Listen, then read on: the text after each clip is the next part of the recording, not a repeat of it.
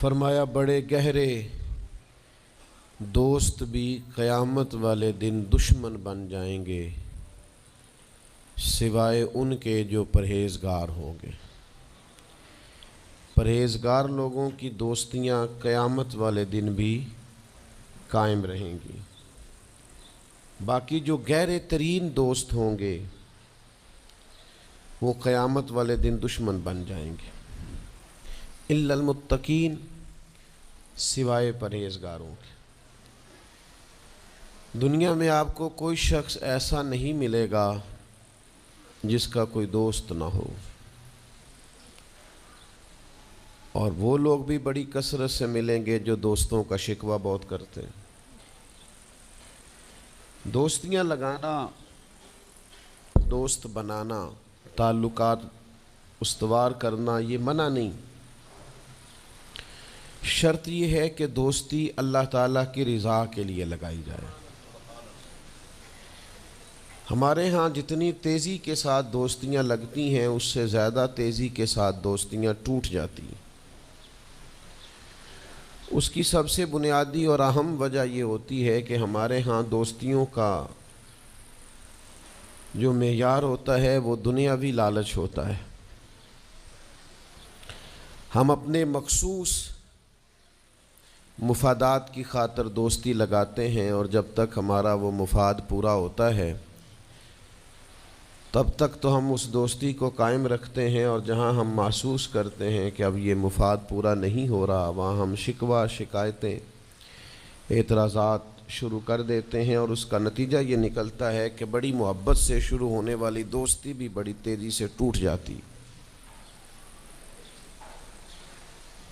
تو میرے بھائیوں یاد رکھیے گا کہ دوستی اور تعلق قائم رکھنے کے لیے سب سے اہم اور سب سے بنیادی ضرورت یہ ہے کہ دوستی محض اللہ کی رضا کے لیے لگائی جائے۔ اللہ کے پیارے حبیب صلی اللہ تعالی علیہ وسلم بیان فرماتے ہیں، حضور فرماتے ہیں قیامت والے دن اللہ کی بارگاہ سے یہ اعلان ہوگا کہ کہاں ہیں وہ لوگ جو میری رضا کے لیے آپس میں محبت کیا کرتے تھے۔ رب فرمائے گا جب آج میرے عرش کے سائے کے علاوہ کوئی سایہ نہیں ہے تو میں انہیں اپنے عرش کا سایہ عطا کروں گا، کیونکہ وہ میری رضا کے لیے آپس میں دوستی کرتے، میری رضا کے لیے انہوں نے آپس میں محبت کی۔ تو دوستی کا سب سے پہلے تو یہ سٹیٹس بنائیں کہ اس کے اندر محض اللہ کی مرضی، اللہ کی رضا کے لیے ایک دوسرے سے پیار، منفعت نہ ہو اس کے اندر کوئی بھی، دنیاوی لالچ کوئی بھی نہ ہو، ہرس نہ ہو، ہوس نہ ہو، طمع نہ ہو، ذاتی مفادات نہ ہو۔ جب ان سے بالاتر ہو کر لوگ دوستیاں لگاتے ہیں تو وہ دوستیاں قائم رہتی ہیں۔ اللہ کے پیارے محبوب صلی اللہ تعالی علیہ وسلم نے فرمایا قیامت والے دن کچھ لوگ ایسے ہوں گے جن پر انبیاء اور اولیاء رشک کریں گے، ان کے چہرے 14ویں رات کی طرح چمک رہے ہوں گے، انہیں نور کے ممبروں پہ بٹھایا جائے گا۔ یا رسول اللہ اتنی فضیلت ان لوگوں کو حاصل ہے، یہ کون لوگ ہیں؟ تو حضور فرماتے ہیں یہ وہ لوگ تھے جو جس سے بھی دوستی لگاتے تھے، پیار کرتے تھے، محض اللہ کی رضا کے لیے کرتے۔ تو اللہ تعالیٰ صبح قیامت انہیں اعزازات سے نوازے گا، شرف سے نوازے گا، فضیلت سے نوازے گا۔ دوسری بات یہ ہے کہ دوستی کب قائم رہتی ہے؟ دوستی تب قائم رہتی ہے جب ہم دوستوں سے زیادہ امیدیں نہ لگائیں، انسانوں کو انسان ہی سمجھیں، ان سے بہت لمبی اور وسیع امیدیں لگا لینا اور بڑے وسیع مطالبات کرنا اور بڑی لمبی چوڑے تقاضے دوستوں سے کرنا۔ میں اکثر دوستوں کی خدمت میں یہ گزارش کیا کرتا ہوں کہ اپنے دوستوں سے کوئی مطالبہ کر کے انہیں آزمائش میں نہ ڈالو۔ تم نے اپنے ہی دوست کو لا کر پل صراط پہ کھڑا کر دیا ہے، بیچارہ اس طرف جائے کہ اس طرف جائے۔ ان سے کوئی ایسا مطالبہ کرنا جو ان کی پہنچ سے باہر ہو، ان کی حیثیت سے بڑھ کر ہو، ان کی طاقت سے زیادہ ہو، تو اس کا مطلب یہ ہے کہ آپ نے اپنی دوستی کو خود آزمائش میں ڈال دیا ہے۔ آپ اتنے لمبے چوڑے تقاضے نہ کریں، آپ محدود سا لوگوں کے ساتھ تعلق بنائیں، وہ جی میں اس کے اتنا کام آیا ہوں تو اب اس کو اس سے ڈبل آنا چاہیے، تو آپ نے دوستی کی نہیں، آپ نے تو تجارت کی۔ اگر آپ کی محبت ہوتی تو پھر تو آپ کا انداز اور ہوتا، جب تیرا حکم ملا ترک محبت کر دی، دل مگر اس قدر تڑپا کہ قیامت کر دی۔ تو یاد رکھیے گا کہ آپ حکم جب آ گیا، جب آپ محسوس کریں تو اس وقت پھر آپ اس چیز کو سمجھ جائیں۔ تو دوستیوں کو کبھی بھی آپ کٹہرے میں کھڑا نہ کریں، تعلقات کو کبھی بھی آزمائش کی بھیٹ نہ چڑھائیں، اس طرح کا ماحول نہ بنائیں جس میں آزمائش پیدا ہو، جس میں تکلیف بڑھ جائے، جس میں کرب کا احساس سامنے والے کو ستائے۔ کوشش کریں گنجائش رہے ماحول کے اندر، آسانی رہے، وسعت رہے۔ تیسری بات یہ ہے کہ اگر آپ محسوس کرتے ہیں کہ دوستی کو چلانا ہے تو پھر صرف اسی چیز کو نہ یاد رکھیں جو چیز آپ کو آج میسر آ رہی ہے اور آج آپ کو انکار ہو رہا ہے، اس سے پہلے جو دوستوں نے بڑی وفائیں کی ہیں وہ بھی تو یاد رکھیں نا۔ ہمارا یہ ماحول ہوتا ہے کسی بندے نے 99 دفعہ نیکی کی ہے، ایک دفعہ انکار کیا ہے، تو ہمیں ایک دفعہ کا انکار تو یاد رہتا ہے لیکن 99 نیکیاں یاد نہیں رہتی۔ یہ بہت بڑی زیادتی ہے۔ آپ کو اگر اتنی لمبی چوڑی اس کی نیکیاں فراموش کرنے میں 1 منٹ نہیں لگا تو پھر آپ نے دوستی کس مقصد کے لیے لگائی تھی؟ آپ اس کو سمجھیں، اس کو آپ محسوس کریں۔ تو میں نے یہ دیکھا ہے زندگی میں کہ لوگ چاہتے ہیں کہ روز ان کا مطالبہ پورا کیا جائے، روز ان کا مطالبہ پورا۔ ہمارے ایک دوست تھے، بزرگ تھے، تو وہ سلسلہ طریقت کو چلاتے تھے، خانقاہی نظام کو، نظم کو لے کے چلنا مشکل ہوتا ہے۔ تو ان کے ایک مرید نے شکوہ کیا، اس نے کہا کہ حضرت پہلے آپ بڑا وقت دیتے تھے، اب آپ ٹائم نہیں دیتے۔ تو فرمانے لگے پہلے میرے بچے 1-2 تھے، اب درجنوں میں ہو گئے، اب وقت بٹ کے ملے گا نا۔ والد پہلے ایک پر توجہ دیتا ہے، بچے 4 ہو جائیں تو ٹائم تقسیم، بات کی سمجھ آ رہی ہے؟ تو وقت تقسیم ہو کے ملے گا نا جب بچے بڑھ جاتے ہیں۔ اور فرمانے لگے ابھی تو میرے سمجھ لو 10-15 بچے ہیں، تو جب پوتے نواسے نواسیاں ہو گئے تو یہ اور زیادہ بٹ جائے گا، پھر اس میں اور زیادہ تقسیم کار ہو جائے گی، تو پھر اس طرح کر کے ماحول میں تقسیم ہو جاتی، اور یہ ہوتا ہے۔ یہ ایک صورت ہے، آپ دیکھیے نا، کبھی ایسا بھی ٹائم تھا حجر اسود پر کہ اس کو ہاتھ لگا کے آپ چوم لیتے تھے، اور ڈھیروں وقت صحابہ اس پر چہرے رکھ کے رویا کرتے تھے۔ پھر ایسا وقت آیا کہ چھڑی لگا لو بھائی، چھڑی لگا کے پیچھے ہٹ جاؤ، اور اب ایسا ٹائم ہے کہ آپ دور سے استلام کر لیں۔ اب اگر آپ کہیں کہ مسلمان دیکھو جی حجر اسود کو تو ہاتھ لگانے کا موقع ہی نہیں مل رہا، تو بھئی نبی پاک نے تو فرمایا میں قیامت والے دن کثرت امت پر فخر کروں گا کہ میری امت زیادہ ہے۔ تو یہ تو تعداد کا بڑھنا، یہ تو کثرت کا ہونا، یہ تو باعث ناز اس کو سرکار نے کہا۔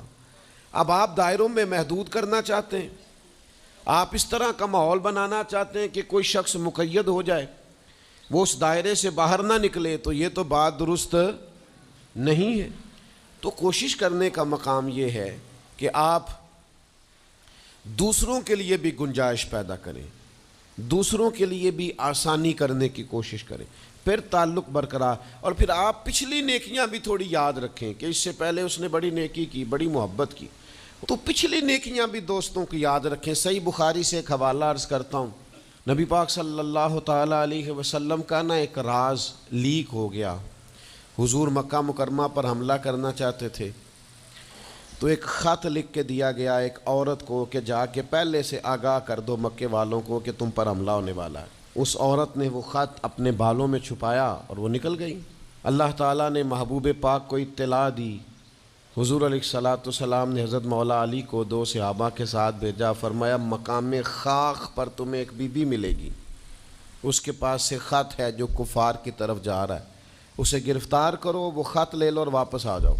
حضرت مولا علی شیر خدا رضی اللہ تعالیٰ عنہ وہاں پہنچ گئے، اس خاتون کو گرفتار کر لیا، اس کو کہا وہ خط دے، وہ کہنے لگی میرے پاس تو نہیں ہے، کوئی خط نہیں۔ تو حضرت علی فرمانے لگے چونکہ میرے نبی نے کہا ہے تو خط تیرے پاس ہی ہے۔ ہاں، ساڈے نبی دی زبان ساڈے واسطے قرآن، وہ زبان جس کو سب کن کی کنجی کہیں، اس کی نافذ حکومت پہ لاکھوں خط تیرے پاس ہے. آپ نے تلوار نکال لی, فرمایا نکالتی ہے کہ نہیں؟ اس نے بال کھولے, خط نکال دیا. وہ خط جب کھولا تو خط لکھا تھا حضرت حاتم بن ابی بلتع رضی اللہ تعالیٰ عنہ, بدری صحابی ہیں. وہ خط لے کے آ گئے, نبی پاک کی بارگاہ میں پیش کیا. حضور نے خط کھولا, حضرت عمر کہنے لگے مجھے اجازت دے میں اس کی گردن کاٹوں, اس نے ہمارا راز فاش کیا ہے. کتنی بڑی بات ہے. قرآن مجید کی سورہ ممتحنہ اس وقت نازل ہوئی تھی جب یہ واقعہ ہوا تھا. اللہ کے حبیب علیہ السلام نے فرمایا عمر ٹھہر جا, اتنی جلدی نہ کر, اس بندے کی وفات تو دیکھ, یہ بدر میں بھی تلوار لے کے ہمارے ساتھ گیا تھا. بدری صحابی ہے, اس کی وہ بات یاد رکھ کہ بدر کے مقام پر جب کہ بڑا مشکل تھا کافروں کے سامنے کھڑا ہونا, ان کی 1000 تعداد تھی اور مسلمان بڑی عددی طور پر اس کثرت کا شکار نہیں تھے, صرف 313 تھے. اس موقع پر ان کے ساتھ کھڑا ہونا کوئی آسان نہیں تھا, لیکن یہ پھر بھی ہمارے ساتھ گئے تھے. تو حضرت عمر رضی اللہ تعالیٰ عنہ جب چپ کر گئے تو اللہ نے قرآن نازل کیا, کہا اے ایمان والو یہودیوں اور عیسائیوں کو اپنا دوست نہ بتاؤ. تو حضور فرمانے لگے دیکھ لو عمر, اللہ نے اسے مومن کہہ کے پکارا ہے, اللہ نے بھی اسے. اب نبی کریم نے فرمایا بتاؤ یہ تم نے کیا کیا؟ تو عرض کی یا رسول اللہ صلی اللہ علیہ وسلم آپ میرا ظاہر باطن جانتے ہیں. جتنے بھی یہاں سے لوگ ہجرت کر کے مکے سے آئے ہیں نا, ان کا کوئی نہ کوئی رشتہ دار مکے میں ہے جو ان کے رشتہ داروں کا, بال بچوں کا, گھر والوں کا دھیان رکھتا. میرا وہاں کوئی بھی نہیں, اور مجھے پتا تھا آپ نے حملے کا ارادہ کر لیا ہے تو انشاءاللہ کامیابی اللہ نے مسلمانوں کو ہی دینی ہے, وہ کر کچھ نہیں سکتے. میں ان پر ایک احسان کرنا چاہتا تھا تاکہ وہ میرے بچوں کا اور میرے پیچھے گھر والوں کا تھوڑا خیال رکھیں, اتنی سی میری خواہش تھی. میرے نبی کریم نے ان کا عذر قبول کر لیا, فرمایا ٹھیک ہے آپ جو کہہ رہے ہیں بات ایسے ہی ہے, آپ کو اسلام کو نقصان نہیں پہنچانا چاہتے, آپ یہ چاہتے تھے کہ کوئی ایک نیکی ان پہ کر دی جائے تاکہ وہ آپ کے. تو اتنی بڑی بظاہر بات تھی لیکن حضور نے قبول کر لی. معنی کیا ہے کہ دوستوں کی پچھلی نیکیاں بھی یاد رکھنی چاہیے, ان کی پچھلی بھی خوبیوں اور پچھلے بھی معاملات کو تھوڑا یاد رکھنا چاہیے.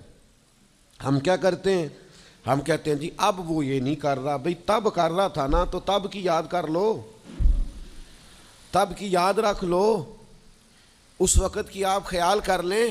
ہم کیا کرتے ہیں, ہم 99 دفعہ کسی نے نیکی کی ہے تو ہم کہتے ہیں 100/100 چاہیے, آج بھی یہ کرے گا تو پھر تو قابل قبول ہے. تو اس سے کیا ہوتا ہے, اس سے تکلف پیدا ہوتا ہے. ایک آدمی روز کیسے نیکی کر سکتا ہے؟ چوتھی بات یہ ہے, اگر ہم چاہتے ہیں دوستیاں نبھیں تو اسلام کا ایک حسن ہے کہ اسلام دین اعتدال ہے. اسلام کہتا ہے چلو ہی ذرا معتدل ہو کے, پہلے ہی ذرا تھوڑا سا احتیاط سے چلو. ہم جب کسی بندے کے اوپر فدا ہوتے ہیں تو پھر پورے ہی فدا ہوتے ہیں, پھر تو جناب یہ بھی تیرا ہے, یہ بھی تیرا ہے, یہ بھی تیرا ہے. اور جب بعد میں لڑائی ہوتی ہے تو چائے کی پیالیوں کا بھی حساب کرتے ہیں کہ وہ جو وہاں جاتے ہوئے چائے پی تھی نا اس کے پیسے بھی میں نے دیے تھے, لہذا وہ بھی میرے بنتے ہیں واپس کر. کورے ورک کتاب نہیں ہوندے, پتھر دل گلاب نہیں ہوندے, اور سجنا پہلوں ہی سوچ کے لائیں پھر یاراں نال حساب نہیں ہوندے. آپ سوچ سمجھ کے دوستی لگائیں, تعلقات کو سوچ سمجھ کے لے کے آگے چلیں. نبی پاک صلی اللہ علیہ وسلم نے فرمایا وقفے سے ملا کرو محبت بڑھتی ہے, تھوڑا نا وقفے سے ملا کرو اس سے محبت بڑھے گی. یہ جو بہت وارفتگی ہے نا, بہت وارفتگی ہے, بہت جوش ہے, تو اس کا نتیجہ یہ نکلتا ہے کہ جتنی زور سے گیند دیوار سے لگتی ہے پھر اتنی زور سے ہی گیند واپس آتی ہے, اس کے نتائج ٹھیک نہیں نکلتے. تو عرض یہ کرنا چاہتا ہوں کہ اعتدال میں رہیں, معتدل رہیں, آپ اس حد سے تجاوز ہی نہ کریں. میرے پاس یہاں ایک دوست آئے تو مجھے کہنے لگے جی میرا دوست بڑا اچھا تھا, بڑا نائس تھا, بڑا بہترین تھا, بڑا پیارا تھا, میرے ایک دوسرے دوست نے اسے خراب کر دیا. تو میں نے کہا وہ دوسرا دوست میں سمجھا نہیں. کہنے لگے یہ میرا پرانا دوست تھا جس نے اسے خراب کیا, اور جسے کیا ہے وہ نیا تھا 2-4 سال. اس کی میں نے دوستی لگائی تھی, اب وہ دونوں ڈائریکٹ ہو گئے اور مجھے انہوں نے بیچ میں سے نکال دیا ہے. تو میں نے کہا یہ تو اکثر ہوتا ہے, پہلی دفعہ تو نہیں ہوا, اس طرح تو ڈھیر دفعہ ہوتا ہے. کہنے لگے میں کروں کیا, میں نے بڑا شور کیا ہے, ان کو اپنے احسان بھی یاد کرائیں پر وہ مانتے نہیں. میں نے کہا اب حل ہے نا, تھوڑا چپ کر جا کچھ عرصے کے لیے, تھوڑی خاموشی اختیار کر. جو چپ کر جاتا ہے وہ بھی بچ جاتا ہے. اگر تم چاہتے ہو کہ یہ دوستی پھر سے بحال ہو جائے تو زیادہ شکوے نہ کرو, زیادہ شکایتیں. ہم بعض اوقات اعتراضات اتنے کر بیٹھتے ہیں, شکوے اتنے کر بیٹھتے ہیں, اپنی زبان سے باتیں اتنی نکال بیٹھتے ہیں کہ دوبارہ پھر دوستی کا بحال ہونا ممکن ہے. ایک حدیث یاد رکھیں گے اگر سناؤں آپ کو تو. نبی پاک صلی اللہ تعالیٰ علیہ وسلم نے فرمایا کسی سے دشمنی بھی کرو تو اعتدال سے کرو, ہو سکتا ہے کل کو وہ تمہارا دوست بن جائے. اور فرمایا کسی سے دوستی بھی کرو تو اعتدال سے کرو, ہو سکتا ہے کل یہ دشمن بن جائے. دوستی اور دشمنی میں یہ جامع ترمذی میں حدیث, اعتدال کا رستہ نہ چھوڑو, معتدل رہو. سارے راز ہی دے بیٹھنا, ساری باتیں پہلے کر لینا اور اعتراض کرنا, اب تو شکوے بھی پھر سارے ہی کر لینا. دوست کو اس کی کمزوریوں کا بھی پتہ ہوتا ہے, وہ ساری کمزوریاں بھی اس کی بیان کر لینا, اس کو بھی بتانا, اس کو بھی بتانا, اس سے بھی ذکر کرنا. تو یہ انداز درست نہیں ہے. آپ معتدل انداز میں دوستی لگائیں, اعتدال کے ساتھ چلیں, شکوے زیادہ نہ کریں, اعتراض زیادہ نہ کریں. وہ بے وفا ہی صحیح پھر بھی یار اپنا, چلو اس میں کمی ہے, وہ اس میں بے وفائی ہے, پر سجن تو اپنا ہے نا. تو دوستی ہماری ہے اس کے ساتھ, اس کی کمزوریوں کو چھپائیں. آپ اس معاملے پر تھوڑا سا اپنے ظرف کو کشادہ کریں, آپ تھوڑی وسعت پیدا کریں. ہم سمجھتے نہیں چیزوں کو, ہم غور نہیں کرتے, اس خاص انداز میں چیزوں کو نہیں لیتے جس انداز میں چیزوں کو لینا چاہیے. ہماری ذاتی کمزوریاں ہوتی ہیں اور ہم ان کمزوریوں کا دوسروں پہ ڈال دیتے ہیں, کہتے ہیں وہ بے وفا نکل آیا. بھئی آپ بھی حد سے زیادہ فریفتہ تھے, اب آپ ہی حد سے زیادہ اعتراض کر رہے ہیں. حضور نے فرمایا جس کی تعریف کر لو پھر دوبارہ اس پر کبھی تنقید کر جو بیٹھے ہیں, تعریف تو ختم ہو گئی بات.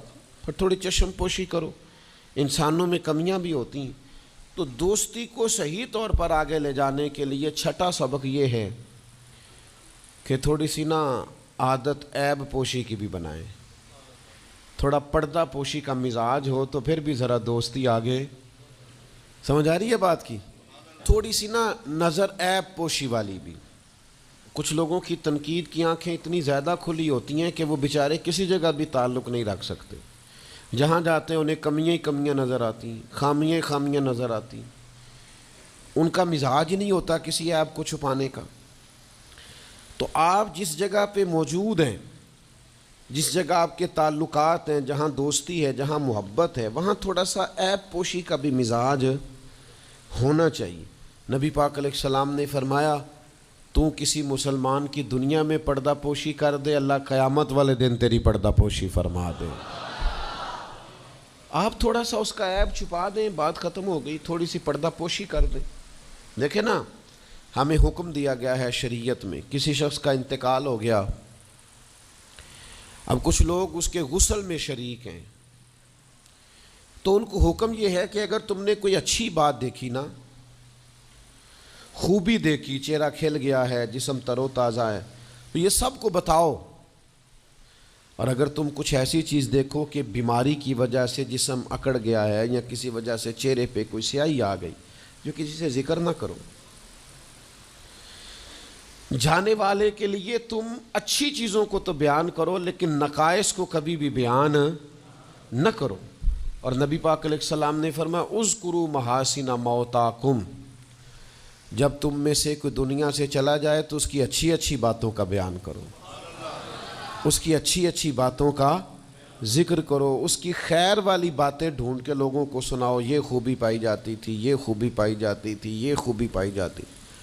میں تھوڑے دنوں کی بات ہے, ایک جگہ پہ میں حاضر تھا, تو ایک صاحب وہاں اپنے ہی دوستوں کے کسی جھوٹ کا ذکر کر رہے تھے اور وہ کہتے ہی جا رہے تھے بڑا غلط ہے، بڑے جھوٹ بولتا ہے، بڑے جھوٹ بولتا ہے، بڑے جھوٹ بولتا ہے۔ تو ایک آدھ دفعہ میں نے ان سے کہا کہ چلیں چھوڑیں، کوئی اور موضوع بھی ڈسکس کریں۔ انہوں نے کہا جی وہ بے وفا بھی بڑا ہے، مطلب پرست بھی بڑا ہے۔ پھر میں نے کہا چلیں کوئی اور موضوع بھی چھیڑیں۔ انہوں نے کہا نہیں جی وہ بندہ ہی بڑا غلط ہے۔ میں نے ان سے کہا ایک بات کروں؟ کہنے لگے کر لے۔ میں نے کہا آپ کو اس سے پیار بڑا ہے۔ کہنے لگے وہ کیسے؟ میں نے کہا آپ اس کا موضوع چھوڑنے کو تیار ہی نہیں۔ یہ جو آپ شکوہ کر رہے ہیں نا، اس کو نچوڑے نا تو اس کے اندر سے محبت چھلکتی ہے۔ آپ اس کا موضوع چھوڑنے کو تیار، یہ جو ہر بات پہ اب کبھی آپ کہتے ہیں جھوٹا بڑا ہے، کبھی کہتے ہیں بدعہد بڑا ہے، کبھی آپ کہتے ہیں وہ مطلب پرست بڑا ہے، تو 3-4 دفعہ آپ سے کہا موضوع بدل دیں تو نہیں نہ بدل رہے۔ اس کا مطلب یہ ہے کہ آپ کو اس شخص سے محبت۔ تو یہ جو آپ شکوے کر رہے ہیں نا بار بار، اسے بھی نچوڑیں تو اس کے اندر سے محبت چھلک رہی ہے۔ وہ جو باپ بار بار کہتا ہے نا فلانا منڈا میرا بڑا نافرمان ہے، تو اصل میں والد کو پیار ہوتا ہے۔ وہ بار بار جو اس کا ذکر کرتا ہے، بار بار لوگوں کے سامنے، اچھا بچہ کہہ رہا ہوتا ہے مجھے بدنام کر رہے ہیں، یہ دیکھیں جی بار بار ہر جگہ سے یہ میری شکایتیں کرتے ہیں۔ تو اصل بات کیا ہوتی ہے؟ اصل بات یہ ہوتی ہے کہ اس بندے کو اس سے محبت بہت زیادہ ہے، وہ چاہتا ہے اس پیار کے سبب سے، اس محبت کی وجہ سے کہ وہ بار بار اس کا ذکر کرے، بار بار اس کا تذکرہ کرے، تو تھوڑی عیب پوشی کا مزاج بنائیں، تھوڑا درگزر کی طبیعت بنائیں، تھوڑا ماحول کے اندر اس طرح کا مزاج لے کے آئے۔ ہم دوستوں سے میں اکثر ایک بات کرتا ہوں، ہم نہ صرف خامیاں یاد رکھتے ہیں، خوبیوں کا ذکر نہیں کرتے۔ اس کا نتیجہ یہ نکلتا ہے کہ ہماری دوستیاں تیزی سے ختم ہوتی ہیں۔